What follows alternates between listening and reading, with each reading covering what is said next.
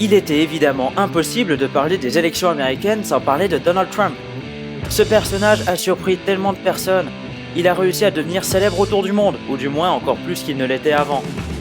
Car oui, Trump et sa famille ont une longue histoire derrière eux, et je pense qu'il serait intéressant de découvrir celui qui fait tant parler de lui. Car tout le monde en parle, mais finalement, beaucoup ne le connaissent pas tant que ça, et le moins que l'on puisse dire, c'est qu'il a toujours été hors du commun.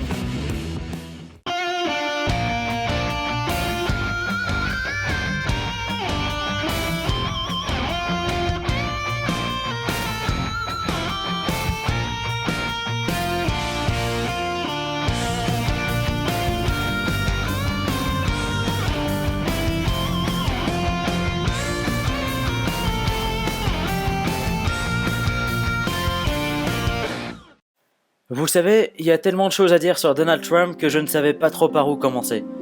Du coup, je vais commencer par le début, puis je vous présenterai son programme présidentiel par la suite. Tout d'abord, laissez-moi vous présenter Frederick Trump.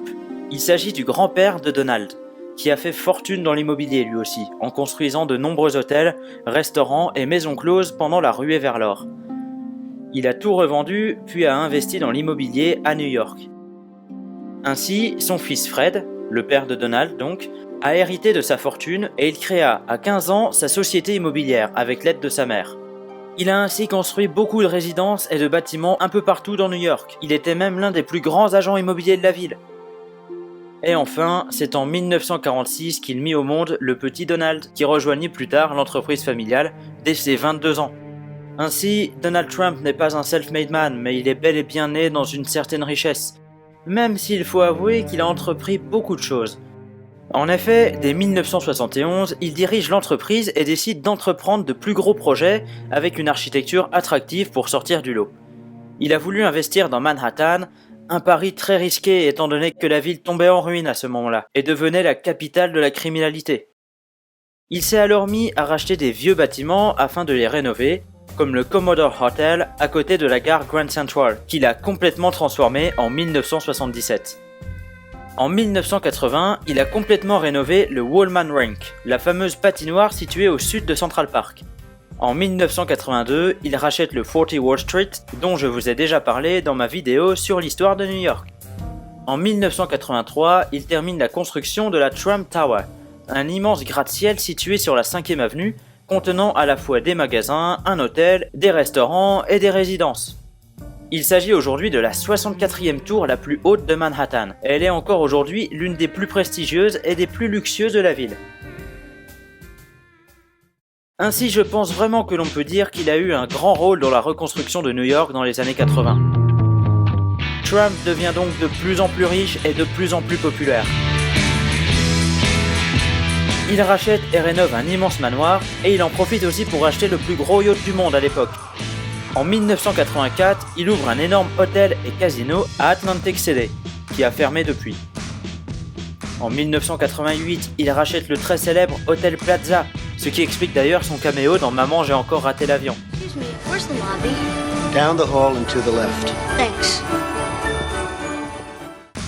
La même année, il rachète un casino à Atlantic City et en 1989, il crée sa compagnie aérienne. Mais cela fut un échec. En effet, les années 90 furent difficiles pour la compagnie et beaucoup de problèmes financiers sont apparus après l'achat du casino. On parle même de faillite à l'époque. Mais la revente de la compagnie aérienne, de son yacht et les millions de dollars d'héritage de son père ont permis de relancer le business. En 2001 se termine la construction de la Trump World Tower à Manhattan, un gratte-ciel de 262 mètres. C'était la plus grande tour résidentielle du monde à ce moment-là.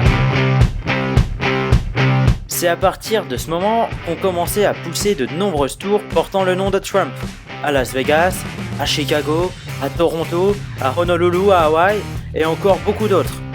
Certaines personnes ont également payé Trump plusieurs millions de dollars pour pouvoir utiliser son nom pour leurs bâtiments. Il a parallèlement acheté une bonne dizaine de golfs à Miami, à Los Angeles, à Philadelphie et même en Irlande et à Dubaï. Il possède en outre un immense jet privé dans lesquels on peut trouver des éviers en or ou des ceintures de sécurité plaquées d'or 24 carats. On estime la valeur de son jet à environ 100 millions de dollars. Parallèlement, il a aussi présenté la célèbre émission de télé-réalité aux États-Unis, The Apprentice, dans laquelle des candidats doivent passer différentes épreuves jusqu'à se retrouver face à Trump pour avoir un job dans son entreprise. You're fired. En 11 ans, l'émission lui rapporta environ 200 millions de dollars. Et ce ne fut pas sa seule expérience dans le show business. Je vous ai parlé tout à l'heure de Maman j'ai encore raté l'avion, mais vous l'avez peut-être déjà aperçu dans Le Prince de Bel-Air, dans Spin City, dans Zoolander ou encore dans Sex and the City. Par ailleurs, il s'est également fait remarquer en apparaissant plusieurs fois dans des combats de catch. Depuis 1996 également, il a organisé des concours Miss Universe et Miss USA. Il a aussi écrit une quinzaine de livres, il a créé une agence de mannequins, une agence de prêt immobilier, des restaurants, des vignes. Il a créé sa marque de parfum, sa ligne de vêtements, qui sont fabriqués en Chine d'ailleurs, mais vous comprendrez pourquoi je dis ça tout à l'heure.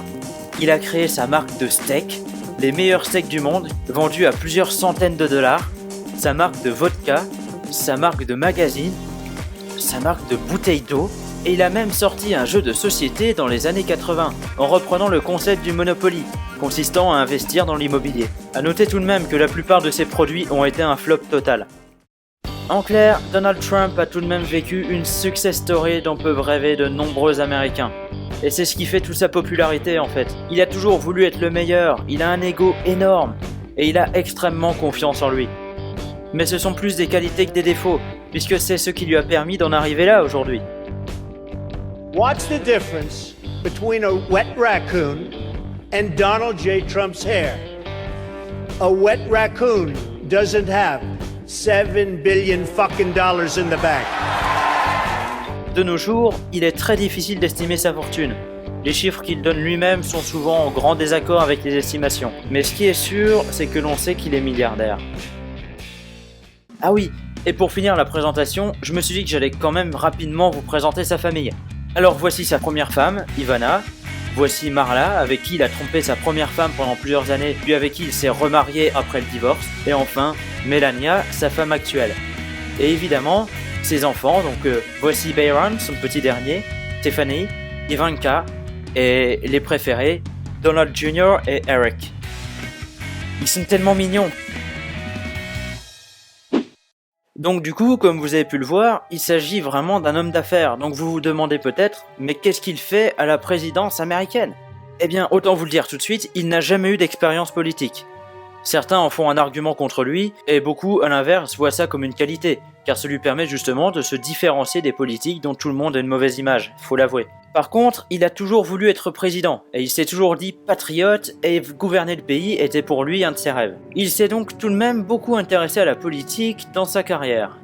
Comme vous le savez, Trump est actuellement candidat au nom des Républicains. D'ailleurs, dans les années 80, il était très engagé dans la campagne de Ronald Reagan, et c'est d'ailleurs une de ses inspirations. Make America great again.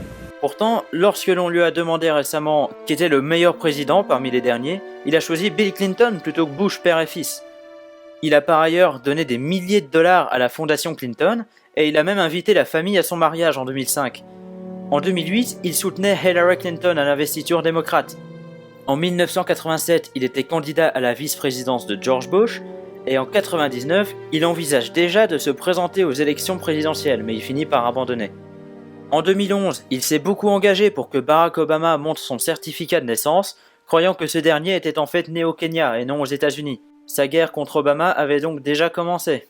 C'est alors en 2015 qu'il a annoncé officiellement qu'il s'engageait comme candidat aux élections présidentielles.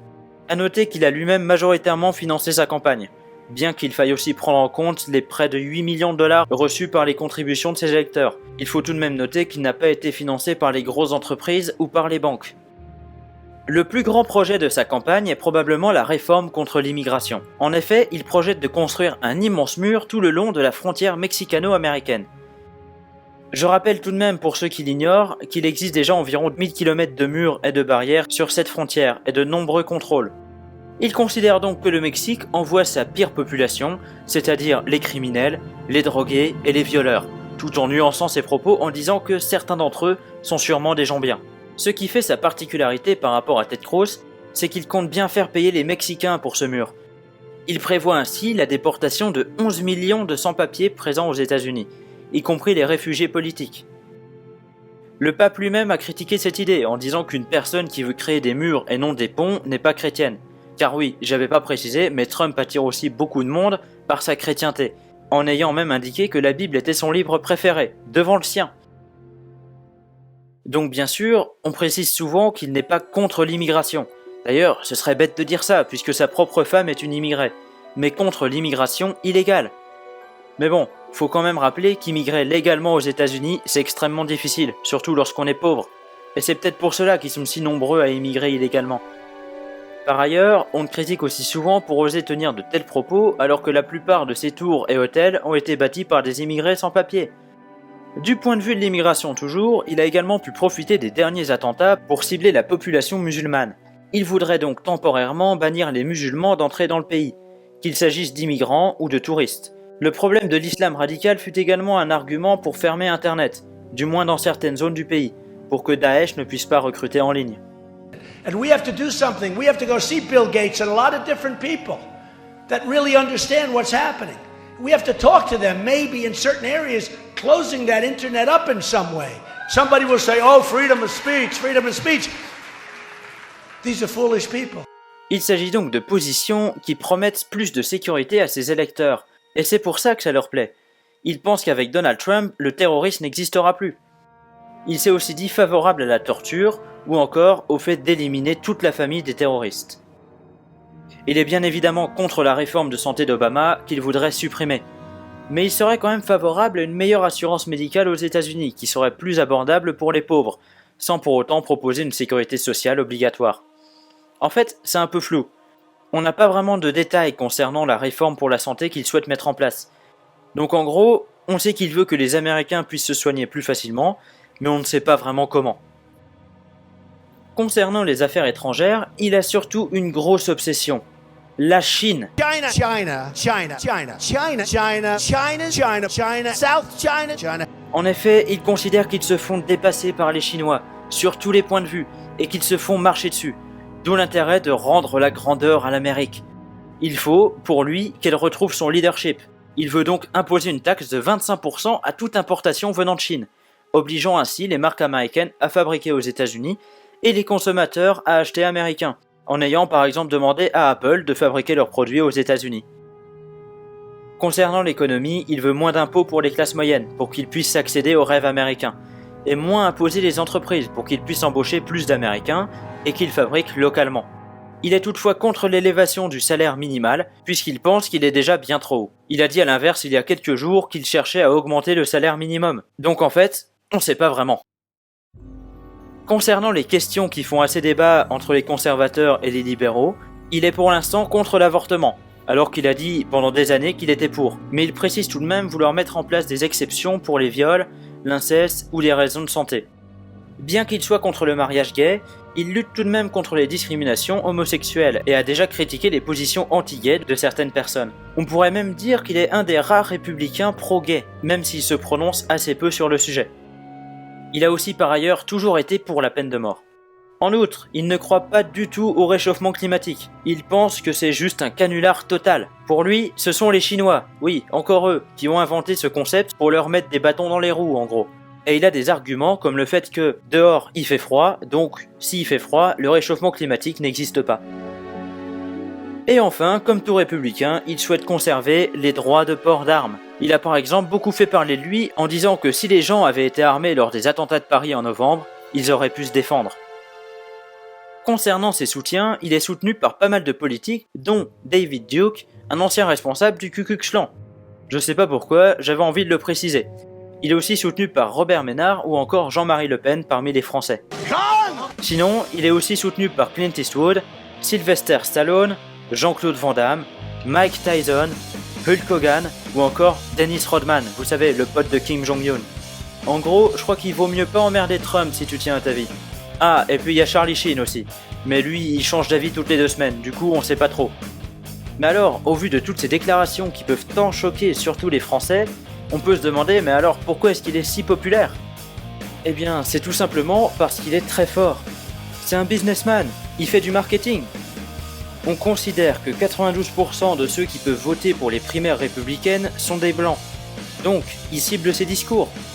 La preuve, maintenant qu'il est pratiquement sûr d'être élu à l'investiture républicaine, il essaie de récupérer les minorités. En plus, il est très riche, donc forcément, cela plaît aux Américains riches. Et cela plaît aussi aux Américains pauvres qui pensent qu'il pourra les rendre aussi riches que lui. En plus, il sait sélectionner ses sujets, il utilise les sujets sensibles, ceux qui font peur, comme la criminalité, le terrorisme, la perte de puissance des États-Unis, le chômage, et lui se montre comme le sauveur, donc forcément, ça touche. Il est également très engagé pour la condition des vétérans, et cela touche encore une autre catégorie d'électeurs.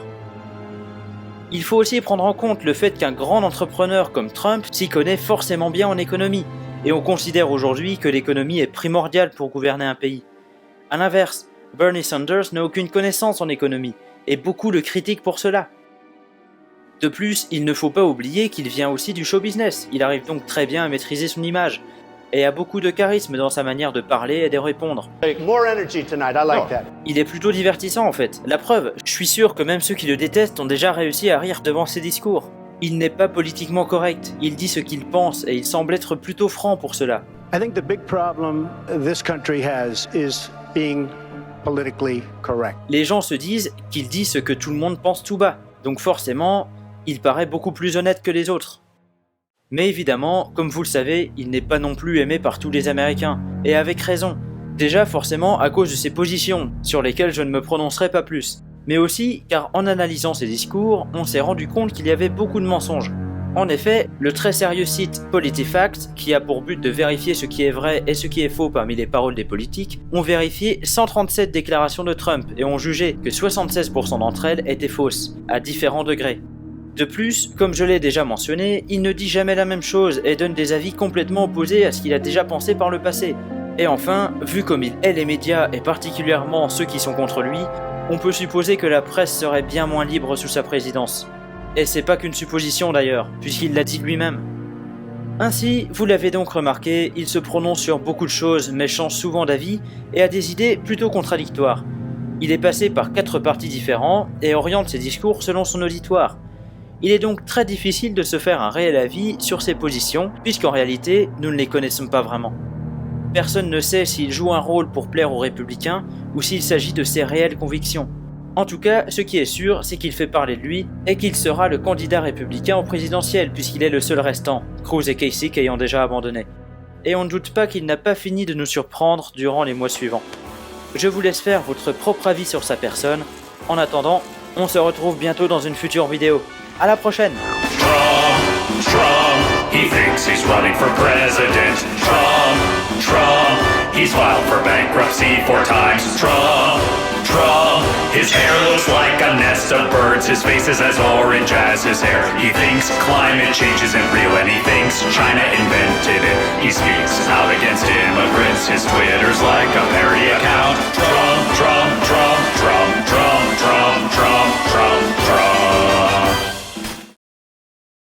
I don't wear a toupee.